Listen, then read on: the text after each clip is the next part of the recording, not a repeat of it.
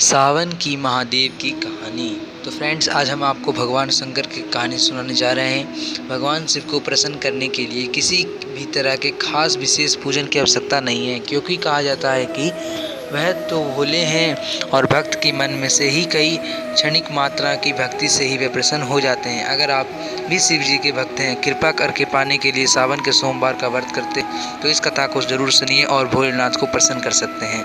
तो एक साहूकार था जो शिव जी का अनन्य भक्त था। उसके पास धन धान्य की किसी भी चीज़ की कमी नहीं थी, लेकिन उसके पुत्र नहीं थे और वह इसी कामना के साथ रोज़ शिव जी के मंदिर जाया करता था और दीपक जलाया करता था। उसके एक दिन भक्ति भाव को देखकर एक दिन माता पार्वती ने शिव जी से कहा कि प्रभु, साहूकार आपका अनन्य भक्त है, इसी को बात का कष्ट है कि आपने उसे अवश्य दिलाएं। शिव जी बोले, हे पार्वती, साहूकार के पास पुत्र नहीं है, यह इस पे दुखी है। तो माता पार्वती कहते हैं कि हे प्रभु जी, आप वरदान दे दीजिए। तो भोलेनाथ कहते हैं कि साहूकार के भाग्य में पुत्र का योग ही नहीं है, ऐसे में इसे पुत्र का वरदान भी मिल जाए तो वह केवल 12 वर्षों की आयु तक ही जीवित रहेगा। यह सुनकर भी माता पार्वती ने कहा कि कोई बात नहीं, आप उसे साहूकार को 12 वर्ष का भक्त का ही दे दीजिए। माता पार्वती के बार बार कहने पर भोलेनाथ ने साहूकार को एक पुत्र का वरदान दिया, लेकिन वह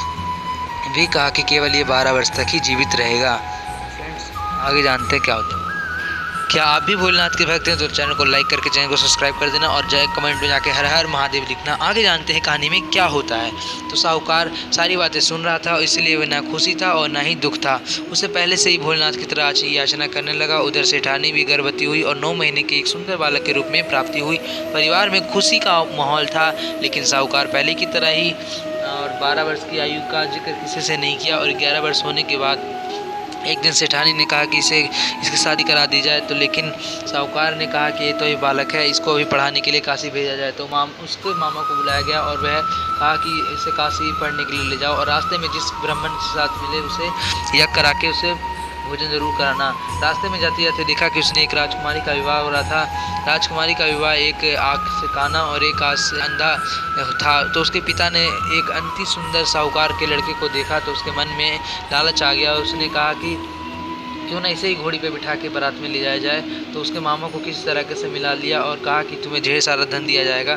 साहूकार के बेटे के मामा को भी लालच आ गया और उसने सारा धन के लालच में उसको चढ़ा दिया। और उधर जब उसे पता चला तो अब जब बारात के वेदी में बिठा दिया गया और तब राजकुमारी की चुंदरी पर लिखा था कि मेरा शादी तो तुम्हारे साथ हो रहा है, लेकिन तुम्हें राजकुमार के साथ ही बजा कर दिया जाएगा, जो कि एक आँख से काना है।